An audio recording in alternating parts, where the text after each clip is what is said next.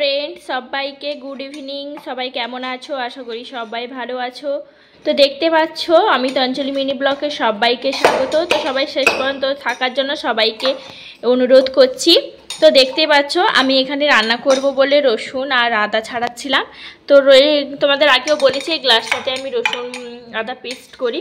আর আমার মামাকে দেখো আমি রসুন ছাড়িয়ে রেখেছি, ও পেস্ট করে দিচ্ছে। দেখো কার কার মেয়ে এরকম তোমাদের হেল্প করে আমাকে কমেন্ট করে জানাবে। আমার মেয়ে দেখো কত সুন্দর রসুন ছেঁচেছে। দেখা মামা, দেখা, সবাইকে দেখা। এই দেখো, তো তার শক্তি অনুযায়ী সে করছে।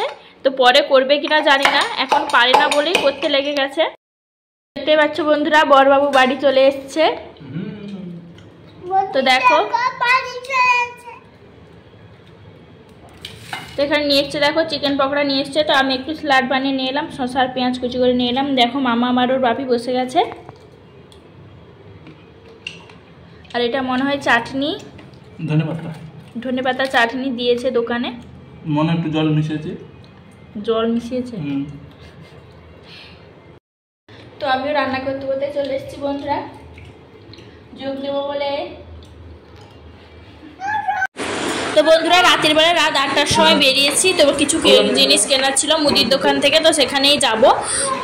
তো ওর বাপ্পিকে ওর মামামকে নিয়েছে, কোলে নিয়েছে। ও হাঁটতে পারছিল না বলে ওকে কোলে নিয়েছে। দেখো বন্ধুরা বাপির কোলে যাচ্ছে, আমি পিছনে যাচ্ছিলাম, ভিডিও করছিলাম তোমাদের দেখাবো বলে।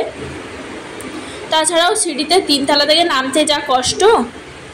তো দেখো বন্ধুরা সেখানে গিয়ে একটা জিনিস দেখতে পেলাম। তো এখানে প্রায় দেখতে পাই। তো সেদিনও তোমাদের দেখিয়েছিলাম, এগুলোকে বোধহয় বলদ বলে, তো আমারও ঠিক জানা নেই। তো যাই হোক দেখো বন্ধুরা চলে এসেছি দোকানে এখানে। তো একটু দূরে এলাম দোকানে, কারণ কাছের দোকানে জিনিসগুলোর দাম খুব বেশি, তাই একটু দূরে দোকানে এসেছি। দেখো মাম্মাম পেঁয়াজ নিয়ে টানাটানি করছে। আর দোকানদার এখানে একজন আন্টি ছিলেন, সেখানে দাঁড়িয়ে ওনার সাথে কথা বলছিল তোমাদের দাদাভাই। তো মুখটা আমি তোমাদের দেখালাম না। তো দেখো বন্ধুরা,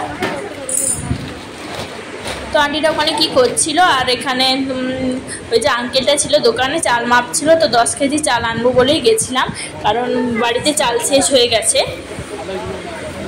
তো তারপরে 10 কিলো চাল মেপে টেপে নিয়ে তারপরে পয়সাটা দেবো বলে, তারপরে তোমাদের দাদাভাই বললো আটা নেবে। তো আটা সেখানে খোলা ছিল না। তো বললো এখানে 5 কিলো 10 কিলোর প্যাকেট আছে। তো আমরা তো দুজন, এতজন আমরা বেশি আটাও খাই না, এই জন্য বললাম এত নেবো না। তো বললো তোমার দাদাভাই বললো খোলা আটা নেবে, 40 টাকা করে কেজি বলছিল। তো সেগুলো নেবো না, বললাম ভালো না। তো এমনিতেই আমি একটু রুটিটা বেশি ভালো করতে পারি না বন্ধুরা। যাই হোক রুমে এসেছি, দেখো বন্ধুরা এনেছি। তো সেখানে এনেছি তোমাদের 10 কিলো চাল, মামাম একটা চিপস প্যাকেট নিয়েছে, ময়দা নিয়েছি। তারপরে এখানে মামা আইসক্রিমে কাঁদছিল। তো যাই হোক টেনে টুনে বাড়ি নিয়ে এসেছি। আর একটা ছোটো স্প্রাইট বোতল নিয়ে এসেছি, এই জন্য ওর বাপি এনে দেয়নি, না হলে এনে দিত। খুব কাঁদছিল আইসক্রিম খাবে। আর দেখো এসেই বসে গেছে মোবাইল নিয়ে।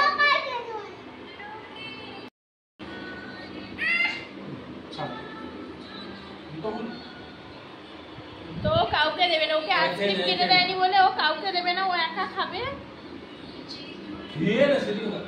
বন্ধুরা আজকের এই ব্লগটি এই পর্যন্ত। সবাই ভালো থেকো, সুস্থ থেকো। দেখা হবে আবার পরের একটি সুন্দর ভিডিও নিয়ে।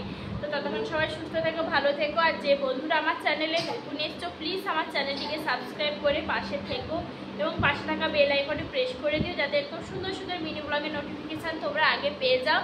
তো সবাইকে গুড নাইট, সবাই ভালো থেকো, সুস্থ থেকো। দেখা হবে আবার একটি পরের ভিডিওতে। সবাইকে টাটা, গুড নাইট সবাইকে।